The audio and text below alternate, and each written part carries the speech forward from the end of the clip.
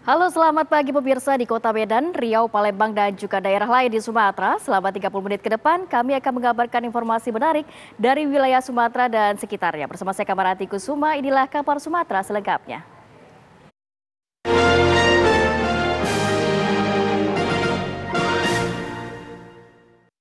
Informasi pertama, seorang siswi SMP di Kora Jambi mendadak viral setelah dilaporkan oleh pemerintah Kota Jambi ke kepolisian. Siswi SMP berinisial SFA tersebut mengkritik peras Pemkot Jambi karena telah membuat rumah neneknya rusak akibat pembangunan sebuah pabrik. Kenalin, aku Fadia. Di sini aku akan membahas persoalan perusahaan Cina yang merusak rumah nenek di Jambi. Nanti gambarnya aku terain di sini, soalnya ini kebalik. Wali Kota Jambi menyengsarakan seorang veteran. Kok bisa? Inilah kritikan seorang siswi SMP di Kota Jambi berinisial SFA dalam akun media sosial TikTok miliknya yang mengkritik pemerintah Kota Jambi telah membuat rumah neneknya yang berada di kawasan Kasang rusak akibat pembangunan sebuah pabrik. Di jalan lorong warga. Lihat, selama puluhan tahun mobil ini melintas, apa nggak hancur tuh rumah? Lawak kau. Ia menyebut Pemkot Jambi sebagai kerajaan Fir'aun dan setan karena tidak mempedulikan kerusakan yang dialami rumah milik neneknya selama 10 tahun sejak pabrik tersebut didirikan. Kalimat Fir'aun dan setan ini akhirnya membuat Pemkot Jambi membuat laporan ke Polda Jambi. Setelah dilaporkan, SFA pun kemudian membuat video permintaan maaf yang kemudian diunggah ke akun TikToknya kembali. Hingga berujung mendapat bermacam tanggapan dari warganet hingga mendapat cuitan dari Menko Polhukam Mahfud MD di Twitter. Mahfud meminta kasus siswi SMP yang dilaporkan ke Polda Jambi tersebut mendapat kawalan dari KPAI. Saya menyadari dengan penuh bahwa terdapat kalimat ataupun pemilihan kata yang saya paparkan tidak etis, menyinggung ataupun menyakiti hati Pemkot Jambi dan Wali Kota Jambi Bapak Syarif Pasha. Atas dasar tersebut, saya meminta maaf dengan tulus atas kelalaian saya, di mana hal tersebut bersumber dari luapan emosi yang tidak bisa saya coping dengan baik.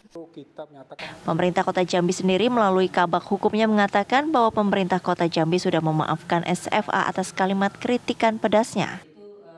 Kita dari jajaran pemerintah Kota Jambi sudah memaafkan. Nah, tapi tentu proses penyelesaian dan administrasinya itu kan wilayah ranahnya penyidik Polda Jambi. Nah, jadi kita sekarang saat ini menunggu bagaimana proses penyelesaian yang akan dilakukan oleh pihak Polda Jambi. Apapun proses penyelesaian yang akan dilakukan Polda Jambi, karena kami sudah memaafkan, tentunya muaranya kami tidak akan melanjutkan perkara ini. Nah, itu yang bisa saya pastikan bahwa perkara ini tidak akan kami tingkatkan ke tahap berikutnya, karena kami sudah memaafkan sehubungan dengan permintaan maaf yang diunggahnya pada hari Minggu kemarin. Pak Pasha, tolong Pak tinjau. Meski menyebut sudah memaafkan SFA, nyatanya proses hukum terhadap pemilik akun TikTok tersebut tetap berjalan. Pemkot Jambi selanjutnya akan mengikuti proses lebih lanjut dari Polda Jambi terkait laporan yang telah disampaikan. Indonesia yang terzolimi. Jadi gini loh, Wak, ceritanya. Kita masih melihat si anak ini punya potensi dan masa depan yang cukup cerah, cukup panjang. Sehingga dari kami berharap bahwa persoalan ini bisa kita selesaikan melalui keadilan restoratif justice. Nah, dari rencana kami ini, inisiatif kami ini akhirnya kedua belah pihak, baik dari pihak pelapor, dalam hal ini pemerintah Kota Jambi melalui kabak hukum, bersedia untuk mencabut laporannya dan melakukan mediasi. Polisi kini meminta kedua belah pihak untuk melakukan mediasi agar ada jalan damai. Dari Jambi, Bayu Alfarizi, TV One mengabarkan. Pemirsa, sebuah video warga di Bengkulu terpaksa membawa jenazah salah satu warga yang meninggal dunia menggunakan sepeda motor ini viral di media sosial. Hal ini dilakukan karena akses jalan yang hanya bisa dilalui dengan sepeda motor yang dimodifikasi. Inilah video yang direkam oleh warga Desa Lagarjaya, Kecamatan Bermani Ilir, Kabupaten Kepahiang, Bengkulu yang viral di media sosial. Warga terpaksa membawa jenazah menggunakan sepeda motor yang dimodifikasi serta menggunakan bak dari kayu. Akses jalan satu-satunya di desa harus ditempuh dalam kondisi berlumpur bakubangan sejauh 13 km. Sehingga satu-satunya kendaraan yang bisa digunakan hanya sepeda motor trail atau motor modifikasi dengan roda dibalut rantai.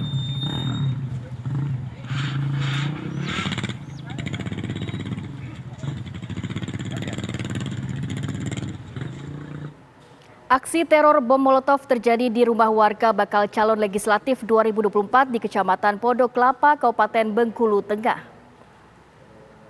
Kondisi kaca mobil bagian belakang korban rusak, satu botol Molotov masuk ke dalam mobil. Api sempat membakar bagian dalam mobil namun segera dipadamkan.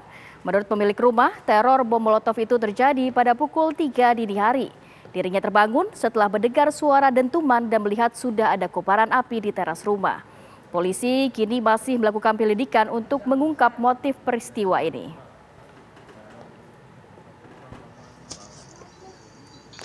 Tila kamu.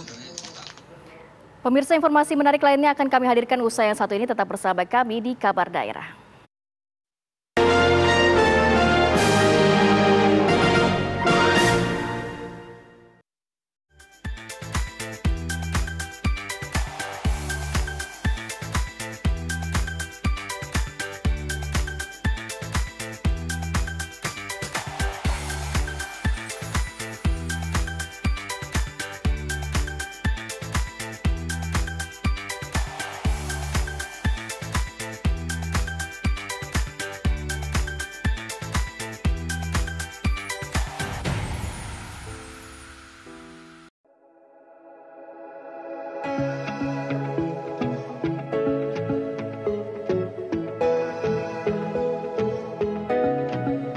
Aktual, faktual, dan lengkap adalah landasan sebuah berita menghasilkan perspektif secara tepat.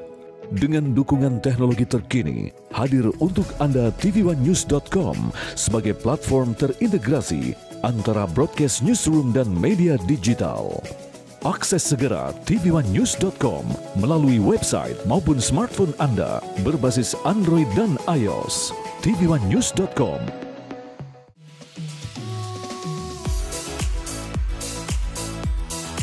Agar tubuh menjadi sehat, diperlukan motivasi. Saksikan Hidup Sehat dan Hidup Sehat Plus Setiap Senin sampai Jumat pukul 9 pagi hanya di TV One.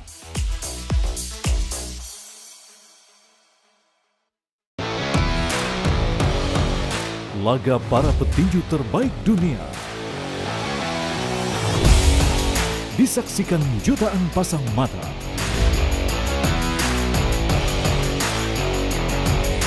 Menyajikan kelas pertandingan yang berbeda.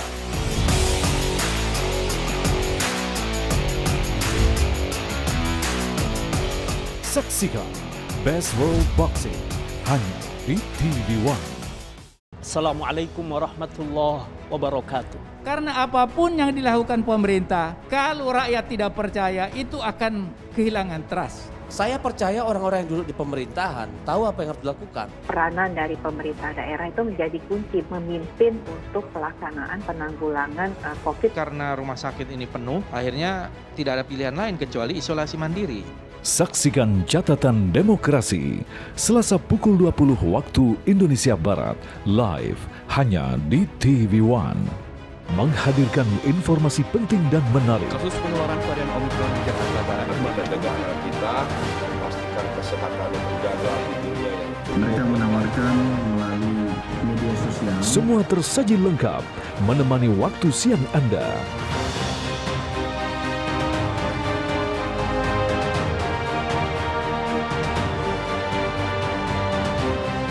Saksikan Kabar Siang hanya di TV One.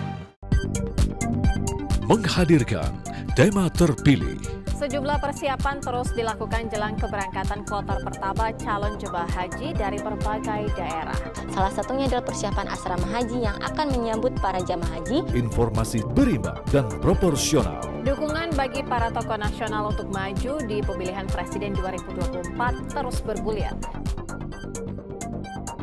Kabar Petang Pilihan live di TV One.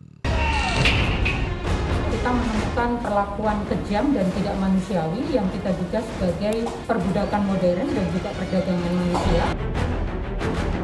Anak saya lebam-lebam, gusiknya luka, cuma bisa minum, kemudian mata juga lebam. Hukum kita juga sudah bisa menegakkan bahwa anak-anak itu bisa tetap dihukum. Telusur di TV One. Puas kamu bikin aku kesel terus. Aku salah apa lagi sih sayang? Bukan kamu, Mas. Ini TV-nya nih berbayang terus. Aku udah beliin kamu set-top box TV buat nonton siaran TV digital. Kau pasangin ya. Kalau TV kita udah digital, tinggal di-scan ulang aja. Gampang kan? Siaran TV digital itu pilihan programnya banyak, versi gambarnya, jernih suaranya, dan canggih teknologinya. Siarannya gratis, sayang. Dan nggak harus pakai kuota internet. Sukseskan migrasi digital, siaran TV digital. Keren! tv1news.com, portal web terintegrasi, aktual, cepat dan lengkap, menyajikan berbagai informasi dengan inovasi digital terkini, berbagai kanal unggulan untuk Anda kunjungi, news, daerah, lifestyle, religi, dan kanal khusus G20. tv1news.com, aktual, cepat dan lengkap, layanan konten digital terbaik untuk Anda.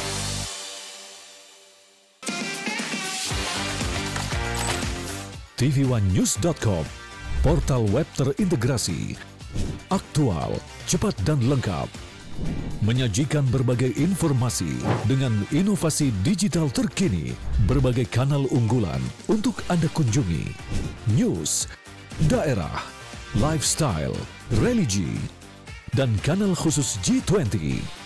tv1news.com, aktual, cepat dan lengkap, layanan konten digital terbaik untuk Anda.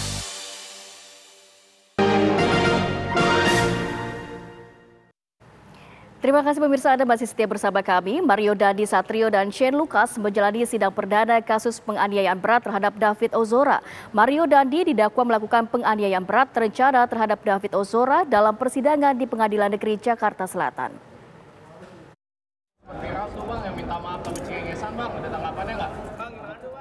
Sidang kasus penganiayaan berat dengan terdakwa Mario Dandi dan Shane Lucas digelar di Pengadilan Negeri Jakarta Selatan.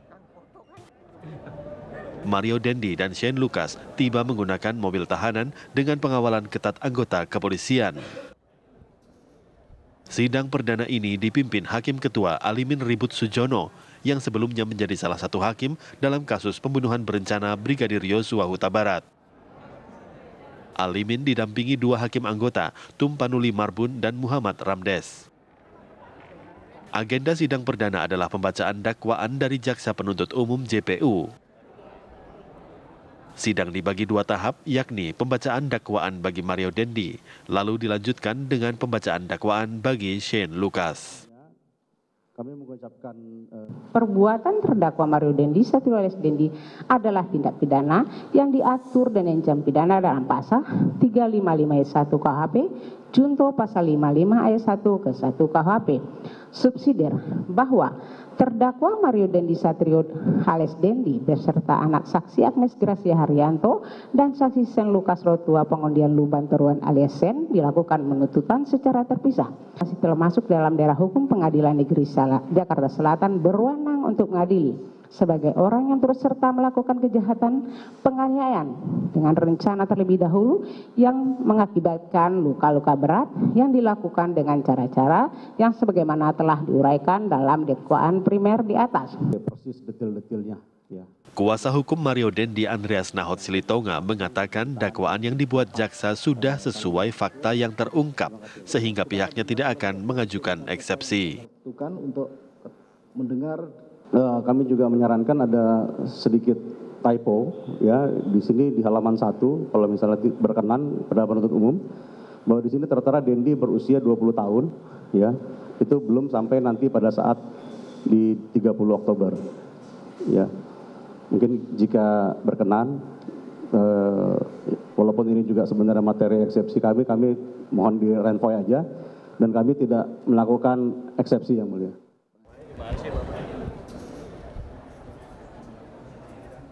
Tampak hadir kuasa hukum David dan ayah kandung David Jonathan Latumahina dalam persidangan perdana terdakwa Mario Dandi dan Shane Lucas tersebut. Sebelumnya terdakwa Mario Dandi dan Shane Lucas dan anak AG turut serta melakukan kejahatan penganiayaan berat yang dilakukan dengan rencana terlebih dahulu sehingga mengakibatkan korban menderita luka berat. Dari Jakarta, tim TV One mengabarkan. Benar atau tidak sempurna diberikan contoh langsung. Pemirsa, ayah David Ozora, Jonathan Latumahina, turut memantau langsung jalannya sidang perdana kasus penganiayaan berat. Ia menyoroti ada upaya memperingan hukuman terdakwa.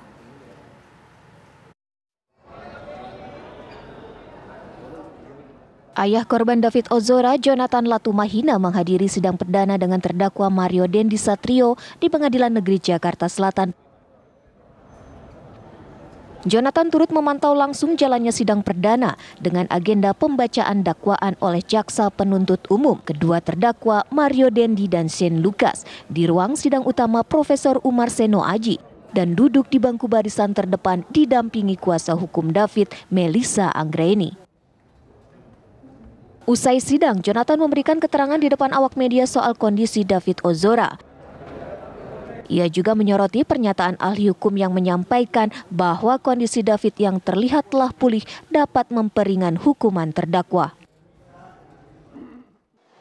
Yang akan saya sampaikan di sini adalah terkait kondisi anak saya.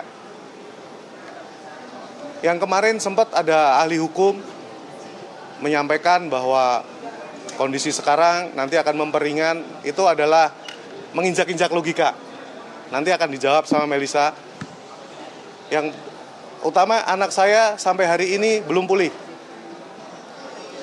Belum pulih dan kita ada bukti-bukti yang mendukung hal tersebut.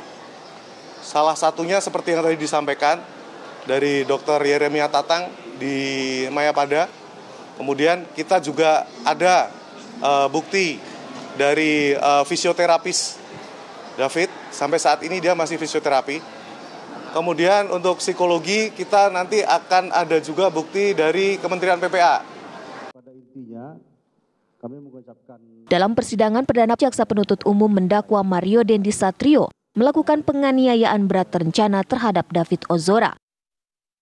Jaksa menyebut Mario melakukan perbuatannya bersama Shane Lucas dan anak AG. Panjang pemeriksaan. Dari Jakarta, tim TV One mengabarkan. Pemirsa, Komisi Pemberantasan Korupsi KPK menggeledah di 2 rumah yang diduga milik adik Rafael Aluntri Sambodo di Perubahan Pendidikan dan Kebudayaan Cirende, Ciputat Timur, Tangerang Selatan pada Selasa petang. Penggeledahan di 2 lokasi tersebut diketahui berlangsung sejak siang hari hingga petang. Dari 2 lokasi tersebut, penyidik mengamankan sejumlah dokumen yang diduga terkait dengan kasus yang menimpa Rafael. Ketua Lingkungan mengatakan jika benar telah datang sejumlah penyidik KPK yang melakukan penggeledahan di 2 rumah milik adik Rafael.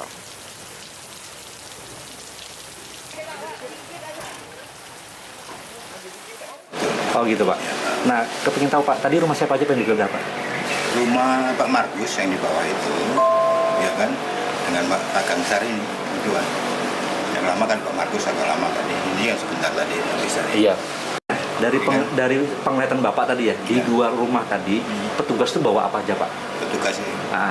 Nggak bawa apa, cuma bawa foto, ya kan, foto-foto ini harus becak ke kamar-kamar gitu, ke atas, dan udah gitu aja.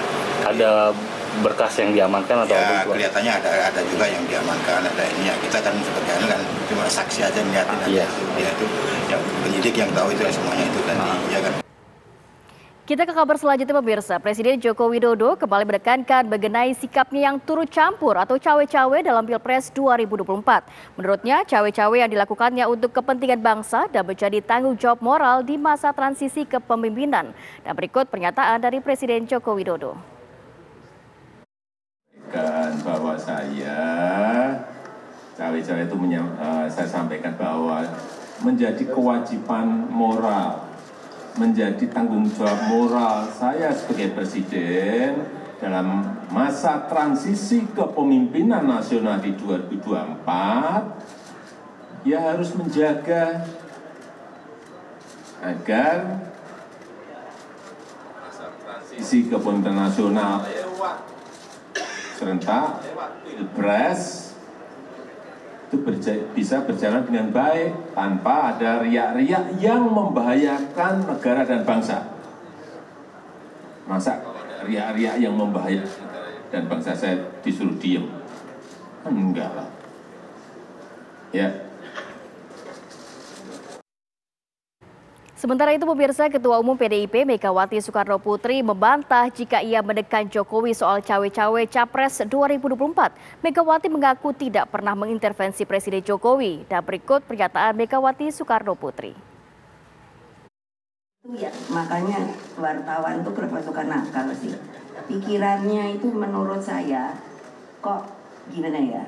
Nanti kalau dibilang yang lebih lugas, ngamuk itu. Makanya kan ngapain saya nekan presiden? Loh, itu yang harus bisa dibedakan loh. Saya ini orang taat aturan. Nah, kalau ditanya, kan mungkin aja Pak Jokowi kan yang dipilih ibu. Loh iyalah. Tapi kan juga yang memilih rakyat Indonesia setelah di MPR di apa namanya?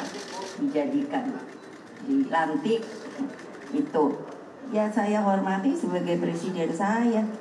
Jadi kalau dibilang neken, saya mau nyari cara nekennya gimana. Dia Pak Jokowi nanti ngamuk sama saya, ini aja lihat nih pasukannya kayak gini tuh lihat. Mana saya punya pasukan kayak gini. Tadi saya bilang beliau rakyat Indonesia ini musuhnya tak gede dia ini. Saya tanya, siapa namamu? Kapten Windra. Nah, tuh udah kapten suaranya gitu.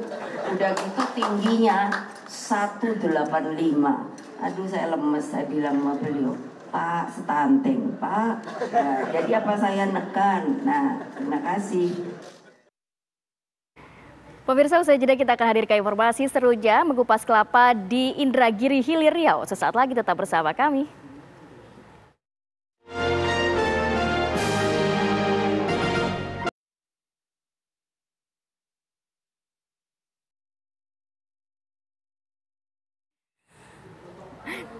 Maaf ya, Nah.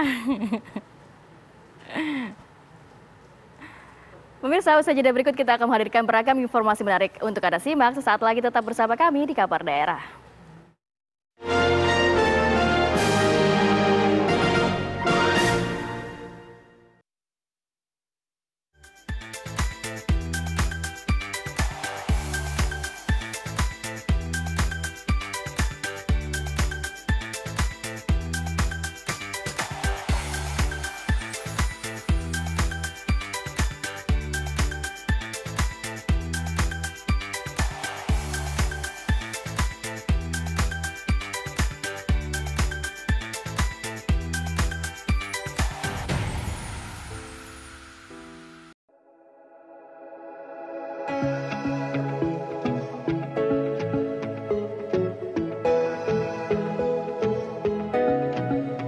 Aktual, faktual, dan lengkap adalah landasan sebuah berita menghasilkan perspektif secara tepat.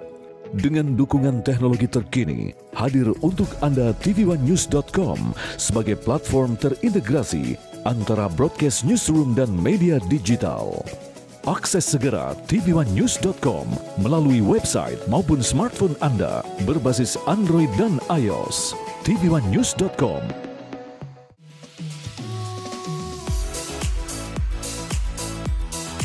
Agar tubuh menjadi sehat, diperlukan motivasi.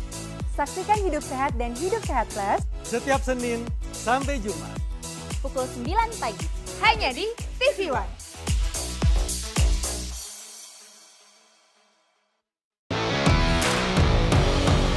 Laga para petinju terbaik dunia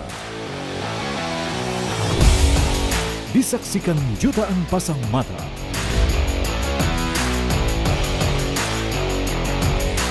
Menyajikan kelas pertandingan yang berbeda.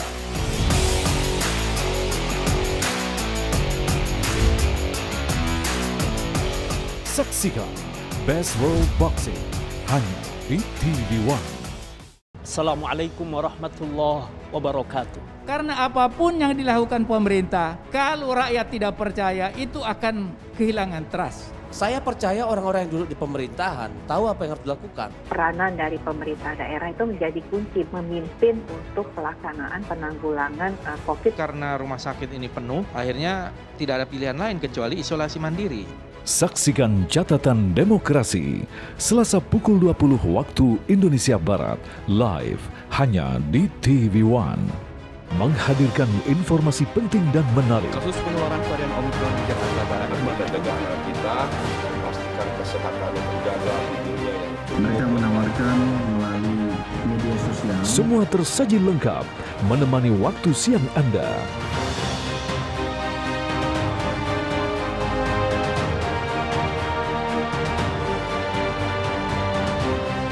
Saksikan Kabar Siang hanya di TV One. Kita menemukan perlakuan kejam dan tidak manusiawi yang kita duga sebagai perbudakan modern dan juga perdagangan manusia. Anak saya lebam-lebam, gusiknya luka, cuma bisa minum, kemudian mata juga lebam. Hukum kita juga sudah bisa menegakkan bahwa anak-anak itu bisa tetap dihukum. Telusur di TV One. Puas kamu bikin aku kesel terus. Aku salah apa lagi sih sayang? Bukan kamu mas, ini TV-nya nih berbayang terus. Oh, aku udah beliin kamu set-top box TV buat nonton siaran TV digital. Aku pasangin ya. Kalau TV kita udah digital, tinggal di-scan ulang aja. Gampang kan?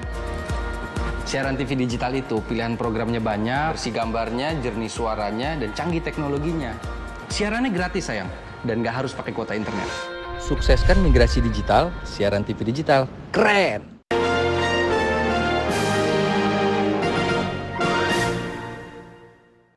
Pemirsa, puluhan warga Indragiri Hilir Riau saling beradu cepat dalam lomba mengupas kelapa dengan alat tradisional. Para peserta harus mampu mengupas 10 buah kelapa dalam waktu 3 menit. Nah, seperti apa keseruannya? Simak kabarnya berikut ini.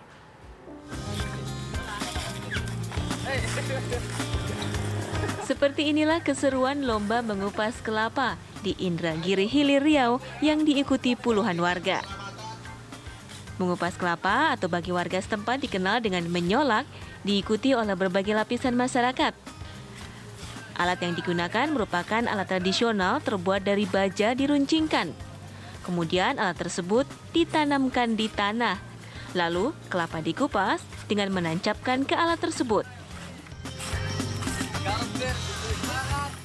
Bagi yang tak biasa tentu bisa berbahaya karena alat tersebut merupakan benda tajam yang bisa membuat seseorang terluka. Namun peserta lomba terlihat sudah sangat piawai mengupas kelapa dengan alat tradisional ini. Karena sebagian besar warga Indragiri Hilir merupakan petani kelapa. Seluruh peserta diberikan waktu 3 menit untuk mengupas 10 buah kelapa hingga bersih.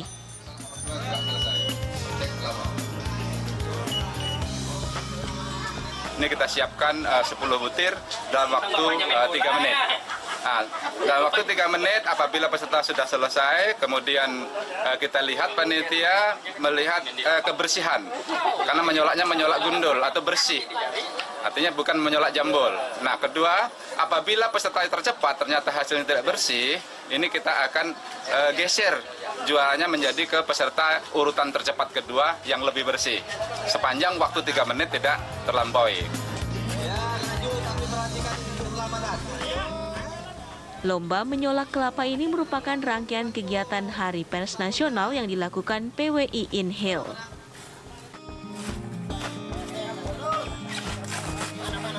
Kegiatan ini dalam rangka memeriahkan rangkaian peringatan Hari Pers Nasional tingkat Provinsi Riau tahun 2023 di Kabupaten Indragiri Hilir.